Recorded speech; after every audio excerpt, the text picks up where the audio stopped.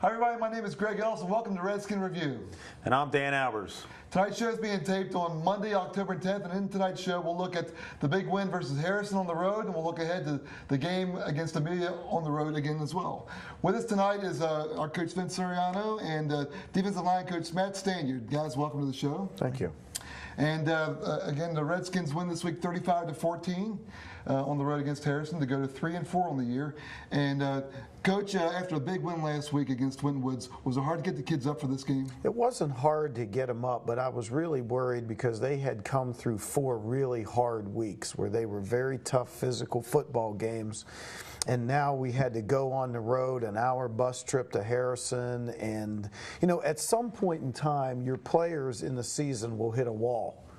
And you don't know when that's going to be. And you know that, like last year, it was the Mason game. We kind of, just had a blowout there. And at some point in time, your kids are going to hit that wall and not play good. And I was really worried because they were tired in practice all week. Monday and Tuesday, we were a slow football team in practice, and we started to get it back on Wednesday. But I was worried about going out there. And the thing about Harrison is they always play hard at home. And they had played pretty good defensively. And so there were some things I had watched. We had watched the Loveland game, and they had played really well against Loveland. And I thought, boy, if we go out there and we're not up to full strength or don't play like we're capable of playing, they could jump on us. But we got out there, and even though it was close in the first half, we still played pretty well overall, and particularly defensively, we really played well. After that first drive in which they only had to go 20 yards, then we really did a good job defensively. They didn't even get a first down on our regulars in the second half. And so we were happy with our performance. Again, we rushed for over 200 yards. I believe we had 228 yards or 224 yards rushing and 104 passing. So, we had 328 yards total offense. We limited them to under 200 yards offense. Our time of possession, we had the ball 37 minutes. They had it 17 minutes. So we're doing the things that we want to do, the things that you need to do to be successful. We're stopping the run. They only had 144 yards rushing. We are rushing the football, and we are controlling the time of possession. And when you do those things, you can win the football game. And our passing, even though we're not throwing the ball downfield a lot, our passing is high percentage, and we were 13 completions out of 17 attempts. Our percentage is really high of what we're completing. The other thing that I was really happy with was in the second drive of the game, we had 3 4th and 1 situations in which we converted to keep the drive alive, and those are all really good signs that we're starting to become a pretty good football team. And I told our players that tonight because we had a good practice, that we are starting to look like a good football team. I was just going to mention those 2 touchdown drives in the first half. There's several 4th downs that we converted 4th and shorts, and Jake got those yards every time. Right. As far as the passing game, one thing that Dan and I noticed, that Brandon passed the ball to several different receivers. Bozy caught 1 or 2 passes. Kamen caught some. Right. He's really mixing up really well. Yeah, our pass distribution is really good for us right now. We're able to get the ball to a lot of receivers, and that's good because it makes us harder to defend. And I think that has to do a little bit sometimes with the scheme that the opposition is playing, because on certain passes, certain people are going to be open. It's not necessarily designed that we have to throw to this receiver. He's more or less reading the defense and then choosing the receiver from what the defense is doing. Now, Brandon got hurt a couple times in this game, and one of the times he got hurt was right before halftime when we were driving the ball to go up by 21-7 at halftime. He got hurt, and how is he doing? He's fine. He's fine. He had gotten the wind knocked out of him, and he had got hit in the chest, and he's fine. He practiced today. He's full speed. Good. Defensively, I think you guys got a lot of pressure again, and J.T. Shelton was one of the ones that led him against that freshman quarterback. You think that he got rattled a little bit with the pressure when he was in there? Oh, I don't know. I thought the kid, for being a freshman, did a pretty good job, and I think he's, in a couple of years, he's really going to be one of the top quarterbacks around. But as a freshman, you take some knocks. And Evan Mexstroth got some pressure on him, and they're maybe not as big on the offensive line as they've been in the past. They usually do a really good job with their boot and waggle passes, and they get outside the pocket and create a little bit of pressure for the defense, because now they have the ability to run or pass because they're outside the pocket. And we were able to contain him and keep him in front of us and keep pressure on him, and that really helped our defense. And Brandon got hurt again in the second half, and Matt Giesing came in. Kyle Giesing, I'm sorry. Kyle Giesing came in, and it was, I think, a 4th and 2. It might have been third, and he made a really nice pass. It was a third long yardage situation, yeah. So he did a really nice job. And also, again, it seems like every week we're saying his name is Nicky Weiss had a nice punt return for a touchdown. Right. We did a pretty good job in special teams as far as our return game goes. The running game was really ineffective for them, but the one thing that they did do, or the one guy that was that freshman quarterback on some of his scrambles he had. Yeah, it's just one of those things where he scrambled around and found an open spot and took off, and that's going to happen every once in a while. And another thing with the score being that you had an opportunity to play some of your your underclassmen, and they did a pretty good job when they were in there.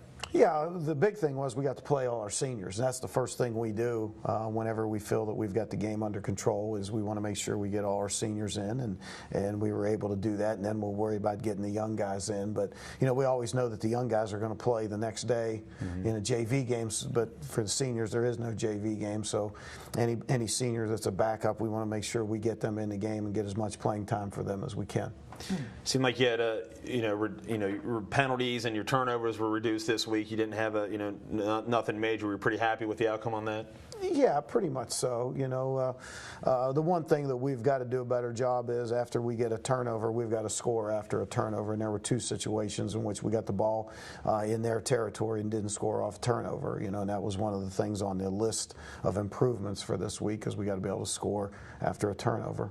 Okay, so this week we go to play Amelia, and Amelia, as everyone knows, is having a down time right now. But anytime you lace them up, anything can happen on the field. Yeah, you always got to be ready to play.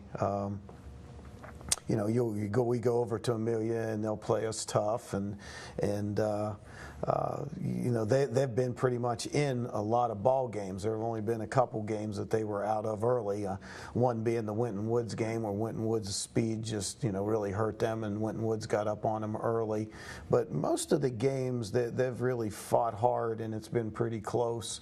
And they've been very competitive. They will run a wing T offense, which is the exact same offense that Glen Estee ran, and the head coach was the offensive coordinator for Glen Estee last year, so he got that job, and he's running the same wing T. Now it looks a little different with Amelia running it, and I don't mean that in a demeaning manner, just in the fact that Glen Estee's been running that offense for 6 years, where those kids have been running 6, 7, 8 weeks. There's a big difference. I'm sure they'll become more proficient at it as time goes on. And then defensively, they have a lot of the same flavor that Glen Estee has, in terms of it's an 8-man front concept, and not a lot of pressure, but some pressure, and it's an aggressive style defense. Chance to get back to 500 after a couple rough weeks. We got a chance to get back to 4-4. Yeah, it'd be good to even up our record. But I told the kids, when we're playing a team that doesn't have a winning record, or in Amelia's situation where they're winless, that what you really look at is you look to perform at your highest level, and not at the level of the competition. Because we want to keep getting better each week. I think we're in the position that we are right now is because we have improved every week that we have gone out, and as and Matt will attest to this, as we grade tape each week, it keeps getting better and better and better. And I said we still want to continue to do that, and then we'll be ready for every game. Go ahead and have Matt Stanyard, the defensive line coach, join us here. And Matt, just explain to everybody how long you've been at Anderson. Well, this is my 3rd year at Anderson. Came in the year we were 9-1 and went to the playoffs and played Elder at the Pit. So that was my first season. And how long have you been defensive line coach the whole entire time? Yes. Okay. How much practice time is spent with you? Is it individual time with the defensive team, or is it pretty much as a whole unit? Coaches? Do you get special time just with your defensive linemen? Yeah, we get time. It starts out a lot more on Monday, at the beginning of the week. We get a lot of individual time in practice, and we go over what we're going to see that week from the offensive line, their schemes, some of the things that they do. We work on that for the week. Then as we go along, as the week goes on in practice, we get a little bit less time. We work more with the linebackers and scheme-wise and run against their offense and kind of whittle it down and do what we do well by the end of the week. Injuries play a big part in just every position coach that's out there. And is it a hard thing when some of your kids go down? Do you have the input on everything what's going on, like maybe suggest this person, maybe move them from a different position or anything like that? Yeah, we've had some trouble this year with some guys just getting banged up a little bit.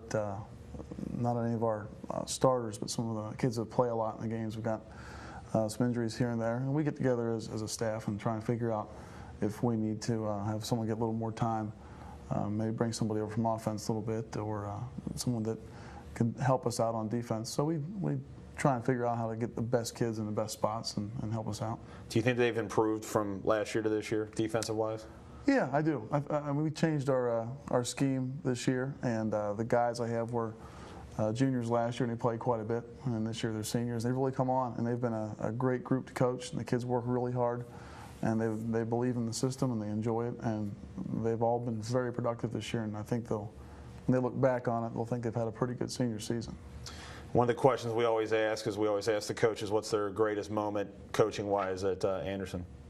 I think the most lasting impression I've had so far really was the game we went in the playoffs and played at Elder at the Pit. We didn't win, but we played really hard, and they ended up being state champs.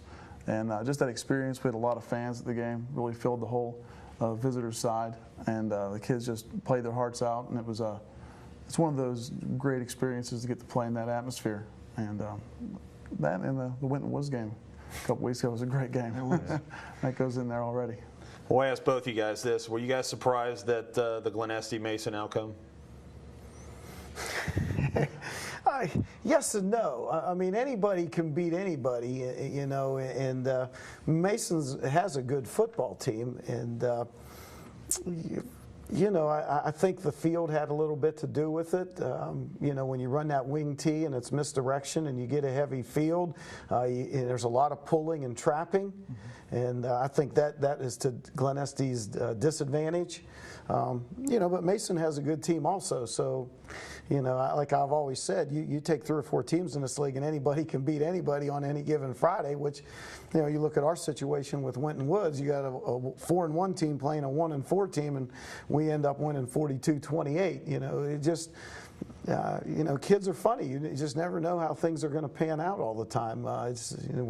People aren't computers, and they just don't program in, and there's a human element that really plays a big part in the outcome of the games, obviously. And I'm not surprised, but yes, because I really, I didn't think anybody could beat Glen Estee, honestly. They just seemed very, very solid.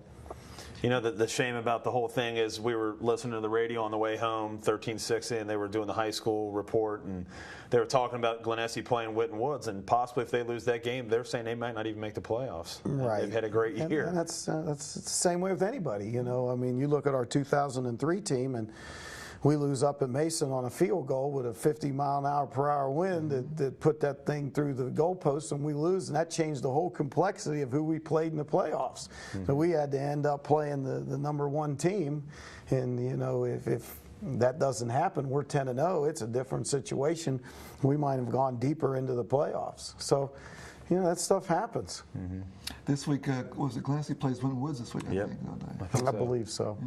Yeah. So it looks like Mason's in the driver's seat to win the league now. That's hard to say. I don't think there's any driver's seats here. You just never can tell.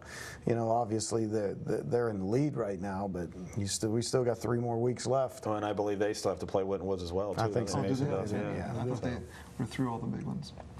You got a player, where are they now for this tonight? Yeah, a player I want to talk about tonight is a young man that was a quarterback on the 1999 team, Brian Regan. And he had a nickname, Homie. And he actually starting for us a quarterback in the last game of his junior year. He stepped in and played against St. X and really had a good game. I want to say he was something like 9 for 14 passing and really kept us in the game with some key runs and some key passes. And then he started his senior year, which was our 1999 season. And it was the year before we went to the spread, and we were an option team, a heavy option team. And he did a nice job of guiding the team. And we actually started out on that team at 1-3. And then they came back, and we ended up having a 6-4 season. And he did a nice job. And then he went on to Denison to play baseball. He was a great little infielder, and I think he started for 4 years at Denison. And he actually proposed to his girlfriend at a baseball game on the infield. That was in the newspaper. And he graduated, and now he's working for P&G downtown. Wow. And I see him every once in a while, and you know, he's doing well. He's married now, and he's doing well. Great. You said Brandon's okay. Is there anybody else that we need to worry about health-wise? Bob Cook's got a little hip pointer, and we held him out of practice tonight. And you know, hopefully it'll be okay by Wednesday. But he's a little sore, and we actually held him out of the latter part of the game Friday night because of that. It's a little bit higher than right on the hip bone. It's a little bit higher, but we held him out of practice and probably hold him out again tomorrow. Okay. How did the freshmen and JV team? The freshmen won 43-30. They beat Harrison, and our JVs won 51-7 on Saturday morning. Great week. So I guess it was a sweep for us for the week. Yeah, there you go. We're going to go ahead and do our special teams, offense and defensive players of the game. And offensive player of the game was Jake Davis, who had 4 TDs and over 100 yards rushing. Our defense is Evan Mexcroft, and then our special team again is Nick Weiss again. We seem like we say his name every week, so we'll try to get the T-shirts to you guys, and just congratulations to those guys. And don't forget that Dan's Dance for Juvenile Diabetes is was it Saturday, November 12th at the American Legion Post 72 in Mount Carmel, right? Mm-hmm.